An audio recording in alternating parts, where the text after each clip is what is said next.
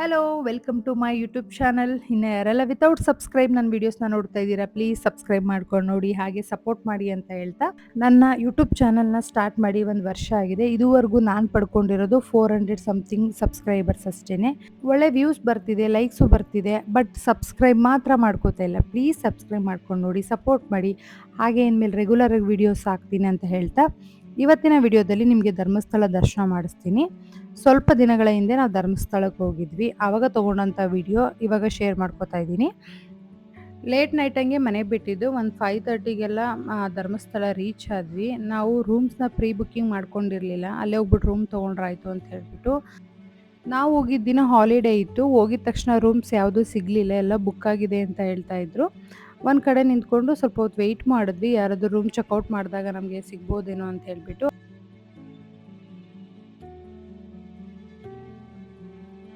ನೈಟೆಲ್ಲ ಜರ್ನಿ ಮಾಡಿದ್ವಲ್ಲ, ಸ್ವಲ್ಪ ನಿದ್ದೆ ಮಾಡ್ಕೊಳ್ಳೋಣ ಅಂತ ಹೇಳ್ಬಿಟ್ಟು ಒಂದು 2 ಅವರ್ ಮಲ್ಕೊಂಡಿದ್ವಿ. ಅದಾದಮೇಲೆ ಎದ್ದು ಫ್ರೆಶನ್ ಅಪ್ ಆಗಿಬಿಟ್ಟು ದೇವ್ರ ದರ್ಶನಕ್ಕೆ ಹೊರಟ್ವಿ.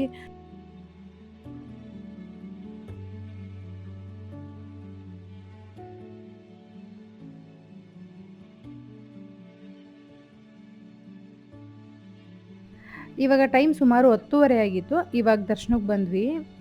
ಇಲ್ಲೇ ಇಷ್ಟೊಂದು ಜನ ಇದ್ದಾರೆ, ಅಂದರೆ ದರ್ಶನ ಮಾಡ್ಕೊಂಡು ಹೋಗೋರು, ದರ್ಶನಕ್ಕೆ ಬರೋರು ಇಷ್ಟೊಂದು ಜನ ಸಿಕ್ಕಿದ್ರು. ಇನ್ನು ಲೈನಲ್ಲಿ ಎಷ್ಟು ಜನ ನಿಂತಿರ್ಬೋದು ಅಂದ್ಕೊಂಡು ಬಂದು ನೋಡಿದ್ರೆ ಇಲ್ಲಿ ಜನ ಸಾಗರನೇ. ಎಷ್ಟೊಂದು ಸಲ ಧರ್ಮಸ್ಥಳಕ್ಕೆ ಬಂದಿದ್ದೀನಿ, ಇಷ್ಟೊಂದು ರಶ್ಶು ಯಾವತ್ತೂ ನೋಡಿರಲಿಲ್ಲ, ಅಷ್ಟು ಜನ. ನಾವೇನು ಮಾಡಿದ್ವಿ, ಈ ಲೈನಲ್ಲಿ ನಿಂತ್ಕೊಂಡ್ರೆ ನಮಗೆ ಸಂಜೆ ಒಂದು 6 ಗಂಟೆ ಆಗುತ್ತೆ ದರ್ಶನ ಆಗೋಷ್ಟರಲ್ಲಿ. ಸೊ ಏನು ಮಾಡೋಣ, ಅಲ್ಲಿ ದೇವಸ್ಥಾನದ ಪಕ್ಕದಲ್ಲೇ ಅನ್ನ ದಾಸೋಹಕ್ಕೆ ಏನಾದರೂ ಕೊಟ್ಟರೆ ನಮಗೆ ರೆಸಿಪ್ಟ್ ಕೊಡ್ತಾರೆ, ಅದನ್ನು ನಾವು 4 ಜನ ಹೋಗ್ಬೋದು.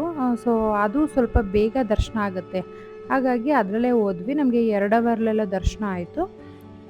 ದರ್ಶನ ಮಾಡ್ಕೊಂಡು ಬರಬೇಕಾದ್ರೆ ನಮಗೆ ಗಂಧ ಕೊಡ್ತಾರೆ, ಅದು ಶ್ರೀಗಂಧ ಅನಿಸುತ್ತೆ. ದೇವ್ರಿಗೆ ಅರ್ಚನೆ ಮಾಡಿದ್ದನ್ನ ನಮಗೆ ಕೊಡೋದು ಅಂತ ಹೇಳೋದು.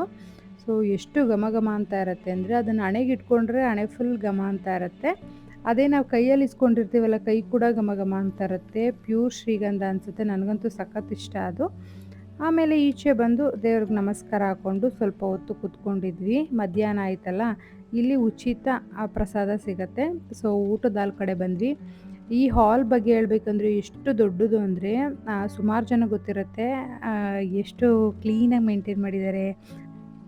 ಊಟದ ಹಾಲ್ ಕೆಳಗಡೆ ಒಂದಿದೆ, ಮೇಲ್ಗಡೆ ಒಂದಿದೆ. ಒಂದೇ ಲೈನಲ್ಲಿ ಸಾಕಷ್ಟು ಜನ ಒಟ್ಟಿಗೆ ಕೂತ್ಕೊಂಡು ಊಟ ಮಾಡ್ಬೋದು, ಅಷ್ಟು ದೊಡ್ಡದಾಗಿದೆ. ಹಾಗೆ ನೀಟಾಗಿ ಬಡಿಸ್ತಾರೆ. ಸೊ ಪ್ರಸಾದ ಎಲ್ಲ ತಿಂದ್ಕೊಂಡು ನೆಕ್ಸ್ಟ್ ನಾವು ಸೌತ್ ಅಡ್ಕ ಗಣಪತಿ ಕಡೆ ಹೋಗಬೇಕಾಗಿತ್ತು. ಹೋಗೋ ದಾರಿಲಿ ಈ ಥರ ನಮಗೆ ಎಷ್ಟೊಂದು ಸ್ಟಾಲ್ಗಳು ಸಿಗುತ್ತೆ. ಧರ್ಮಸ್ಥಳದಲ್ಲಿ ಇದು ಸ್ವಲ್ಪ ಫೇಮಸ್ಸು, ಫುಲ್ ಜಾರ್ ಸೋಡಾ.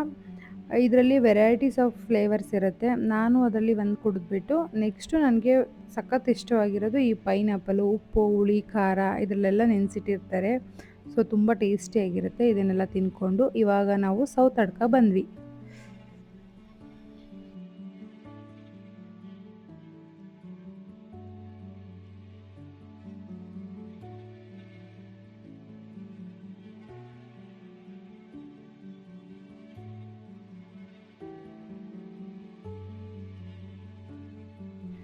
ಈ ದೇವಸ್ಥಾನ ಧರ್ಮಸ್ಥಳಕ್ಕೆ ತುಂಬ ಹತ್ರದಲ್ಲಿದೆ, ಬೇಗನೆ ರೀಚ್ ಆಗ್ಬೋದು. ನಾವಿಲ್ಲಿಗೆ ಬಂದಾಗ ಒಂದು 3:30-4 ಗಂಟೆ ಹತ್ತತ್ರ ಆಗಿತ್ತು. ನಮಗೆ ಇಲ್ಲೂ ಪ್ರಸಾದ ಸಿಗುತ್ತೆ ವಾರ ದಿನಗಳಲ್ಲಿ ಬಂದರೆ, ಬಟ್ ನಾವು ಅಲ್ಲೇ ಊಟ ಮಾಡಿದ್ವಲ್ಲ ಅಂತ ಹೇಳ್ಬಿಟ್ಟು ಇಲ್ಲಿ ತೊಗೊಂಡಿಲ್ಲ.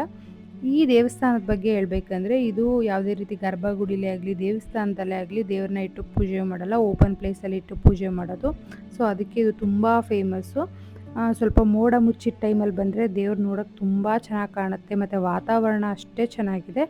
ಇಲ್ಲೇ ಸ್ವಲ್ಪ ಹೊತ್ತು ಟೈಮ್ ಸ್ಪೆಂಡ್ ಮಾಡಿಕೊಂಡು, ಮೇಯ್ನಾಗಿ ಇಲ್ಲಿನ ಪ್ರಸಾದ, ಅವಲಕ್ಕಿ ಪ್ರಸಾದ, ಪಂಚಕಜ್ಜಾಯ ಪ್ರಸಾದ ಇದೆಲ್ಲ ತುಂಬ ಚೆನ್ನಾಗಿ ಸಿಗುತ್ತೆ. ನಮಗೇನಾದರೂ ಇಷ್ಟಾರ್ಥಗಳು ನೆರವೇರಬೇಕು ಅಂದರೆ ಆ ಪ್ರಸಾದದಿಂದ ಅರ್ಚನೆ ಮಾಡಿಸ್ಬೇಕು.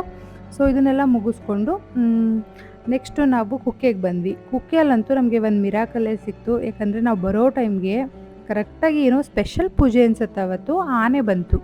ಸೊ ಆನೆ ನಮ್ಮ ಜೊತೆನೇ ಬಂತು, ನಾವು ಹೋಗೋದಕ್ಕೂ ಕರೆಕ್ಟಾಗಿ ಆನೆ ಬಂತು. ಸೊ ನೋಡಿ ಫುಲ್ ಖುಷಿ ಆಯಿತು.